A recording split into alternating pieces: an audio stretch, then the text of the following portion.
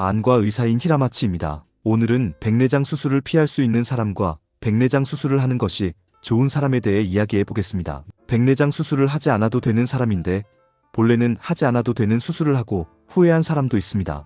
반대로 백내장 수술을 해야 하는 상태인데도 하지 않아서 그때 했어야 했다고 후회하는 분들도 계세요. 어떤 쪽이 맞다고 생각할 수도 있지만 각각의 상황이 있으므로 그것을 알고 있으면 이 타이밍을 놓치면 안 되고 여기서는 서두를 필요가 없다는 것을 알 수 있으니 마지막까지 들어주셨으면 합니다. 우선 백내장이 무엇인지에 대해 이야기해 보려고 합니다. 이미 알고 계신 분들도 계시겠지만 기본적인 내용입니다. 눈알 모형을 열어보면 눈알 안에는 수정체라는 렌즈가 들어있습니다. 이 렌즈가 하얗게 변하는 것을 백내장이라고 합니다. 상황에 따라 하얗게 변하면서 렌즈가 두꺼워지는 경우도 자주 있습니다. 여기가 하얗게 변하면 잘 보이지 않고 앞에서 들어오는 빛이 깊숙이 닿기 어려워집니다. 그러면 보이지 않게 되는 것은 당연한 이야기입니다. 그래서 백내장이 생기면 시야가 흐려집니다. 사실 저의 어머니도 백내장을 앓으신 적이 있어서 저도 백내장이 될 수 있다는 환자분이 계신데 모두가 백내장이 된다는 것이 답입니다. 사실 백내장이 되지 않는 사람은 기본적으로 없다고 생각해주세요. 80세를 넘으면 거의 100%의 사람들이 백내장이 생긴다고 합니다. 70세나 80세인데도 불구하고 안과에서 백내장이라고 들은 적이 없는 사람도 있을 거라고 생각해요. 그건 굳이 백내장이라고 말하지 않을 뿐 실제로는 있지만 말하지 않는 경우도 있다는 거죠. 제가 자주 비유하는 것은 백발이에요. 흰머리가 조금 있을 때는 미용실 같은 곳에서 흰머리가 있다고 굳이 말하지 않을 것 같습니다. 친한 사이여도 말해주지 않고 친하지 않은 미용실에서도 아무리 친해져도 말해주지 않을 것 같은데 친해져서 염색을 하거나 가볍게 이야기할 수 있는 관계가 되더라도 백발이라고는 말해주지 않는 거죠. 하지만 어느 정도 하얗게 변하면 이제 염색해도 좋다고 생각할 것 같아요. 말하지 않는 경우도 많겠지만 그런 느낌이에요. 즉 백내장이라는 것은 수술을 해야 하거나 수술을 고려해야 할 시점이라는 것을 의사가 굳이 말하는 경우가 있다는 것입니다. 그렇지 않으면 나이가 어느 정도 되었으니 백내장이 있다는 것은 대충 알고 있겠다는 전제로 굳이 말하지 않는 경우가 꽤 많습니다. 그래서 A클리닉에 가면 백내장에 대해 따로 언급되지 않았습니다. B클리닉에 가면 백내장이라고 들었습니다. A클리닉은 백내장을 발견하지 못했냐고 물으면 그렇지 않아요. 일부러 말하지 않았다는 경우가 꽤 있다는 것이 우선 백내장이라는 거죠. 백내장 수술을 할지 말지는 어떤 기준이 있는지, 시력이 몇이 되어야 수술을 하는지에 대한 기준은 없습니다. 보통 혈압이 100이 넘으면 혈압을 낮추자고 하거나 고지혈증도 2 이상이면 고지혈증이니까 치료하자고 하잖아요. 백내장은 그 기준이 명확하지 않아요. 예를 들어 시력이 1.0인 사람도 수술을 받지만 시력이 0.5인 사람은 수술을 하지 않고 지켜보는 경우도 있어요. 그 이유는 백내장 수술이 비교적 안전성이 높은 수술이기 때문입니다. 하지만 어떤 수술이든 100%라는 것은 없죠. 또한 당신이 몇 살까지 살지 알 수 없다는 거죠. 예를 들어 시력이 떨어져 수술을 할 시기가 되었더라도 전신 상태가 나빠 매우 힘든 상황에 있는 사람에게 굳이 백내장 수술을 해야 하는지에 대한 이야기입니다. 예를 들어 여명이 선고된 사람이 남은 시간을 백내장 수술에 써야 하는지에 대한 질문입니다. 물론 시야가 밝아지고 행복해진 사람들도 많이 있으니 생각하기 나름이니까 솔직히 몇 개월에 하지 않아도 되는 생각도 있는 거 아닙니까? 수술을 하고 싶다고 한 사람도 있었지만 그러니까 절대적으로 시력이 몇이 되었을 때 하자는 것은 아닙니다. 단지 일부는 반드시 해야 할 때가 있습니다. 이것은 수술을 하지 않아 후회한 사람이며 수술을 하는 것이 좋았던 사람입니다. 그것은 어떤 상태인지 말하자면 첫 번째는 백내장으로 인해 다른 병이 발생하는 상태라는 것입니다. 백내장이 생기고 다른 병이 생길 수 있는데 대표적인 것이 녹내장이라는 병입니다. 녹내장은 눈의 경도안암을 원인으로 신경이 나빠져 시야가 결손되는 질병입니다. 어떻게 해야 하냐면 백내장을 없애주면 안압이 낮아진다는 방식으로 진행하는 경우도 있어요. 녹내장 환자 모두가 백내장 수술을 해야 하는 것은 아니에요. 특정한 녹내장 환자에게는 백내장이 관련이 있어요. 그것은 눈의 유체 흐름이 나빠지는 유형의 사람들입니다. 눈의 구슬은 눈의 깊은 곳에서 동공 쪽으로 영양이 흐르는 일련의 흐름이 있는데 아까 백내장이 조금 두꺼워진다는 이야기를 했습니다.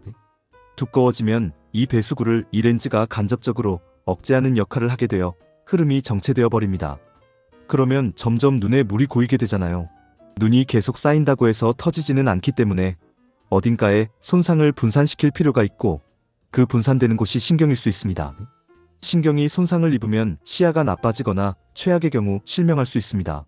특히 심한 경우에는 녹내장 발작이라고 하며 밤에 자고 있을 때 갑자기 눈이 아파져서 응급차를 부를 정도로 상태가 나빠지는 경우도 있습니다.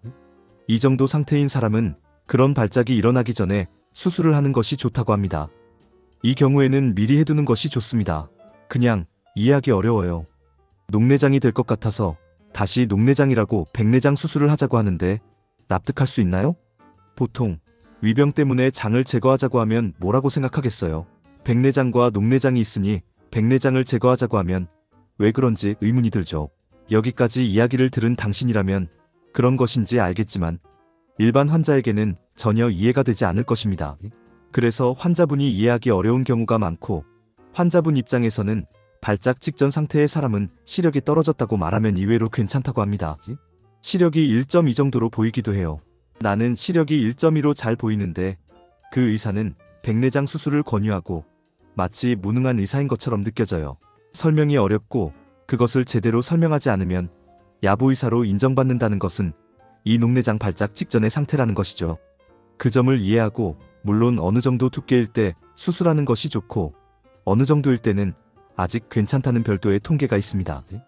예를 들어 전체 두께가 1.7을 밑돌면 확실히 고려해야 한다거나 이를 밑돌면 슬슬 고려해야 할 시점이라는 기준이 있습니다. 그런 기준을 바탕으로 조금 생각해 보세요. 이것이 백내장이 먼저 녹내장이 되거나 또 수정체 경계성 포도막염이라고 해서 눈에 염증이 생기는 경우인데 이는 드물기 때문에 큰 관련은 없지만 그런 상태가 되는 것이 첫 번째입니다. 이 경우 수술을 빨리 하는 것이 좋습니다. 두 번째로는 정말로 이제는 해야 할 때가 있다는 거예요. 제 환자 중에도 이미 보이지 않게 되었다고 말하며 가족의 손에 이끌려 걷는 것도 힘들어하는 분이 백내장입니다. 이것은 어제나 오늘 생긴 일이 아니라고 물어보면 확실히 최근에 잘 보이지 않게 되었다고 말합니다. 최근이라고 해도 그렇게 최근은 아니지. 즉 너무 나빠져서 일상생활도 제대로 할 수 없게 되고 반대로 안과에 가는 것도 어려워질 수 있습니다. 그러므로 그렇게 될 상태가 되기 전에 하는 것이 좋습니다. 상당히 잘 보이지 않게 되었다거나 시력이 0.2 이하로 떨어졌다거나 0.1이 되었다거나 안경을 쓰게 되었다면 이쯤 되면 생각해봐야 할 시기가 된 경우가 많습니다. 물론 주치의의 판단에 따라 다르겠지만 그렇게까지 가면 마지막까지 기다리려고 하다가 너무 지나치면 수술이 더 힘들어질 수 있으니 수술도 고려해야 한다는 느낌이 듭니다. 일상생활이 나빠지지 않더라도 이 이상이면 수술의 난이도가 높아질 때도 있어요. 그 주변은 주치의의 판단에 따라 수술을 해두는 것이 좋겠다고 생각됩니다. 다음으로는 반대로 수술을 피할 수 없다는 사람도 있습니다. 실제로 수술을 받은 환자 중에는 수술을 해보니 생각만큼 좋지 않아서 오히려 하지 않았으면 좋았을 것이라고 생각하는 분들도 계십니다. 이것은 무엇이냐면 가장 흔한 경우로는 친구가 백내장 수술을 하고 나서 정말 잘 보인다는 이야기를 듣는 것입니다. 그 선생님이 좋다고 해서 꼭 수업을 듣고 오라고 하셔서 그 선생님에게 가서 백내장이 있는지 물어보니 백내장이 있다고 하셨습니다.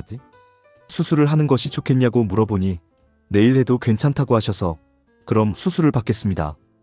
수술을 받은 결과 별로 변하지 않았고 오히려 수술 전이 더 잘 보였던 것 같은데 뭔가 점점 잘 보이지 않게 되어가고 있어요.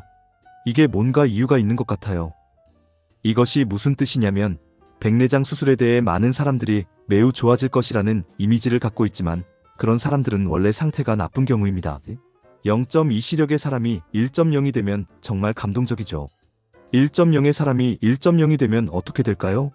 변하지 않겠죠. 즉, 그 차이로 인해 보이는 방식이 달라집니다.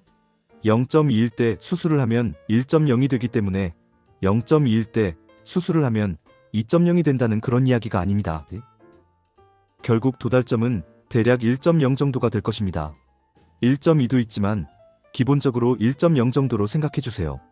이 격차가 적을 경우 감동이 적고 노력한 것에 비해 힘든 정도가 크거나 결국 수술을 받음으로써 뭔가 불편해지는 분들도 일정수는 계신 것 같습니다. 모든 것을 수술하면 좋아질 것이라고 간단한 수술이니 받는 것이 좋다고 쉽게 생각하는 것은 오히려 역효과를 낳아 후회할 수 있습니다.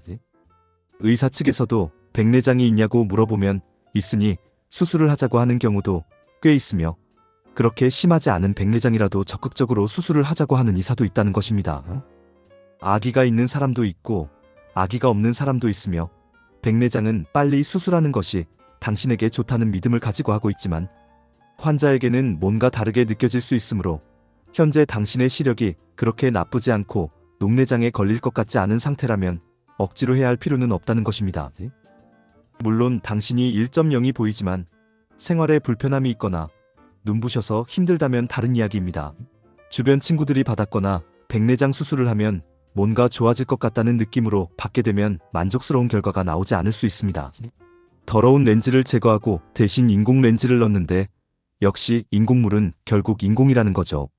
인간의 눈에는 이길 수 없군요. 그렇지 않은데도 일단 받는 것은 그렇게 할 필요가 없을 가능성이 있습니다. 서두르지 말고 주치의와 충분히 상담한 후 치료를 검토하는 것이 좋다고 생각합니다. 이것은 두 환자 모두에게 해당됩니다. 그러니 꼭 알고 계시길 바랍니다. 당신도 반드시 백내장이 생길 것이므로 언젠가는 이 문제에 직면하게 될 것입니다. 기억해 주셨으면 합니다. 오늘은 백내장 수술을 아예 하지 않아도 되는 사람과 수술 후 후회하는 사람에 대해 이야기합니다. 한편으로는 해야 하는 사람과 하지 않고 후회하는 사람이 있으니 기억해 주셨으면 합니다. 앞으로도 백내장이나 녹내장에 대한 이야기와 다양한 정보를 계속 올릴 예정이니 꼭 채널 구독과 알림벨을 눌러주시면 좋겠습니다. 잘 부탁드립니다.